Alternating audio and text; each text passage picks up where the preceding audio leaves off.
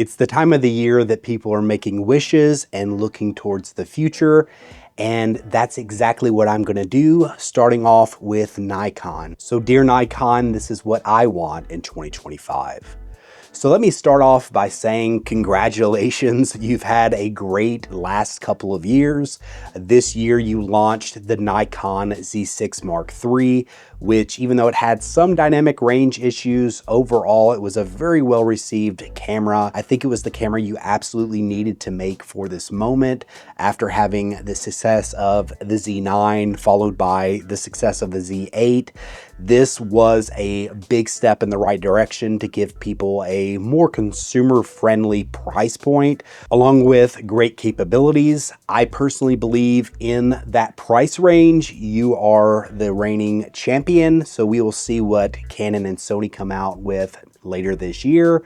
But right now, so far, great job. Also, you bought Red and actually integrated them this year, which was surprising because you were able to keep that completely under wraps. And as somebody who pretty much just does videography at this point, that's an extremely exciting prospect for me. And that brings me to my first desire or wish for 2025, and that is for more integration into your system. I do not know if it's too early at the early part of this year to actually expect a Red Nikon hybrid type camera just yet, but I do think that you can do more with maybe bringing Red Code RAW with firmware updates. That would be absolutely beautiful if you could do that. Not sure if it's possible on current hardware, but something that is more realistic right now is you can take some cues from their log profile.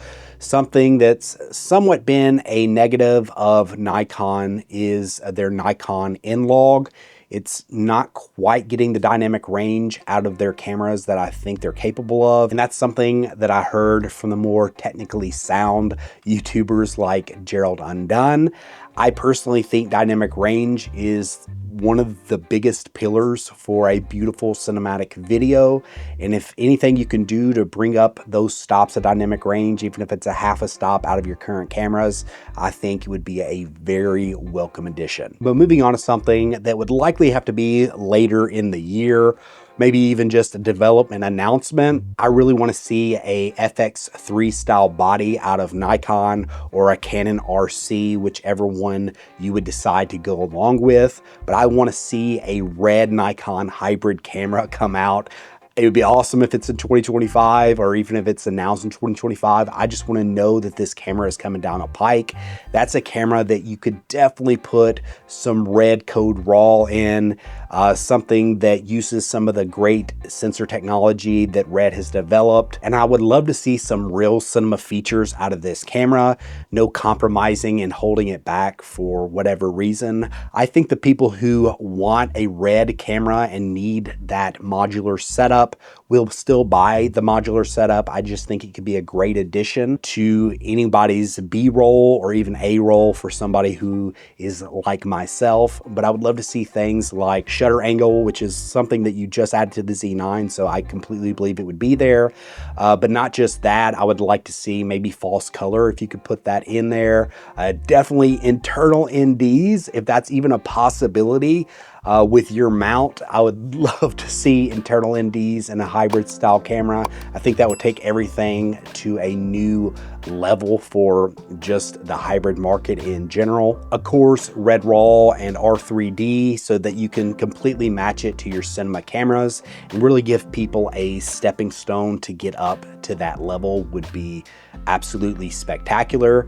I would really hope if it's a video-centric camera that you would step up the back screen and make it a flippy tilt down completely screen, like basically still what Sony does, but give us some extra resolution and brightness. I think those would be some great combinations for a new Nikon hybrid type video camera, and that's what I really want to see. But my last wish for you is to not abandon what is your bread and butter market, and that is your photographers. I think it's time for the Nikon Z9 Mark II to come out, or at least to be announced sometime in this summer, maybe late this year, or late 2025 come out. The original Z9 came out in December of 2021, or at least it was a very limited release at that point, but that was during all the supply chain issues.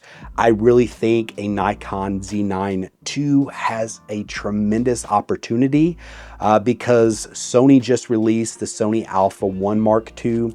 It wasn't a step up hardly at all, besides some cosmetic things with the body. Internal inside, it didn't do anything new. To me, it was a big disappointment because it looks like Sony is not pushing the industry forward anymore, but you could still use some of that red tech and the red sensor technology to really push things forward with a new flagship camera.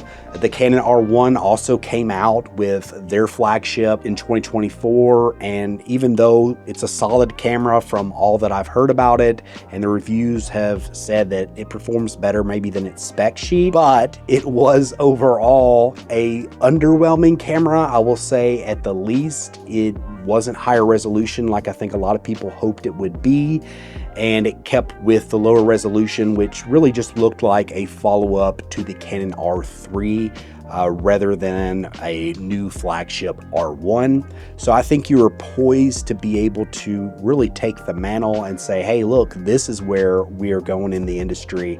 This is a hybrid camera that is the top of the top, the best of everything, and this is the new camera moving forward in the future. Now, I do not know what this camera would entail, but I do think autofocus would have to be a large part. Even though you've had some major improvements, it's good enough for me, but I think at that high end level, you probably need to step it up a bit to keep up with Canon and Sony, as well as if it is possible to take some of that global shutter tech from Red and put it in the Nikon Z9 Mark II. And if you could keep it around the 45 megapixel range, that would be something that is completely beyond anything that's going to be on the market anytime soon from your competitors. I want to see you keep winning, keep integrating, keep being consumer friendly, and keep Canon and Sony on their toes.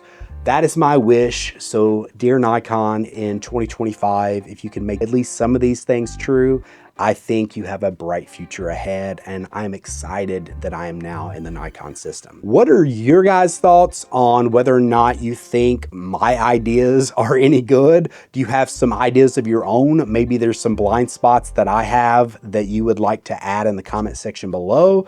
Do you think my ideas are crazy? Do you think they're possible with Nikon coming up in 2025? Let me know all that in the comment section below. If you've liked this video, subscribe. It really helps out the channel. Until next time, peace.